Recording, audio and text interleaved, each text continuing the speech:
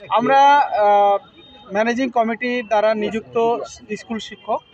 আমরা পশ্চিমবঙ্গের বিভিন্ন জায়গায় প্রায় প্রত্যেকটা এইচএসসি সেকশানে আমরা নিয়োজিত হয়েছি। এখানে কমিটি দ্বারাই আমরা নিয়োগপ্রাপ্ত। দিদি কাছে আমরা বিভিন্নভাবে আমরা আমাদের বার্তা দেওয়ার চেষ্টা করেছি। আমাদের আজকেই গোটা পশ্চিমবঙ্গ জুড়ে প্রত্যেকটা ডিআই অফিসে আমাদের অভিযান শুরু হয়েছে। আমরা ডিআই অফিসে আমাদের ডেপুটেশন দিচ্ছি। আমাদের এই ডেপুটেশনের মূল লক্ষ্য হলো যে দিদিমণি আমাদের যে মাননীয় মুখ্যমন্ত্রী রয়েছেন, তিনি এই পশ্চিমবঙ্গের জন্য মানুষের জন্য অনেক কাজ করেছেন। এমনকি এই শিক্ষাক্ষেত্রে যারা এর আগেও কলেজ ডিপার্টমেন্টে যারা পার্ট টাইম টিচার ছিলেন তাদেরকে স্থায়ীকরণ করেছে। আইটিআই সেলে যারা কম্পিউটার বিভাগের শিক্ষক ছিল তাদেরকেও পার্মানেন্ট করেছে। আমাদের দাবি হচ্ছে যে আমরা উচ্চ মাধ্যমিক বিভাগে একটা শিক্ষকতা সাবজেক্ট শিক্ষক হিসাবে শিক্ষকতা করা সত্ত্বেও আমাদেরকে স্কুলে বিভিন্ন কাজে কিন্তু ব্যবহার করা হয়।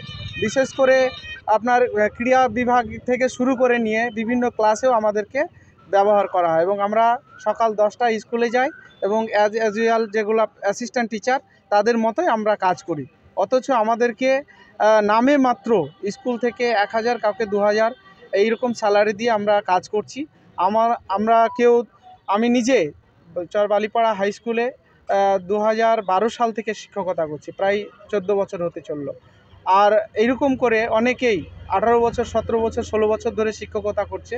তারা একটা নো অবজেকশন ফর্মে সই করিয়ে নিয়ে আমাদেরকে বছরের পর বছর কাজ করিয়ে যাচ্ছে। এর আগে আমরা নবান্ন গেছিলাম, দিদির কাছে আমাদের লেটার দিয়েছি। সঙ্গে সঙ্গে বিভিন্ন মন্ত্রী নেতা যারা রয়েছেন প্রত্যেকের কাছে আমরা বার্তা দিয়েছি, তাদের বক্তব্য আমরা করে দিচ্ছি, কিন্তু এখনও পর্যন্ত আমাদের কিছুই করেনি। আমাদের যাতে 60 বছর পর্যন্ত স্থায়ীকরণ করে এবং পাশাপাশি আমাদের একটা ন্যূনতম বেতনের সুরাহা করে আমাদেরকে বেঁচে থাকার মতো সসম্মানী শিক্ষকতা করার একটা সুযোগ করে দেন। এই দাবি নিয়েই আমরা মূলত ডিআই অফিসে এসেছি এবং দিদির দ্বারস্থ হয়েছি। আমার নাম শেখ ফরিদ, জেলা পার্ট টাইম টিচারদের সভাপতি। একজন মহিলা দুটো পাঠাতো।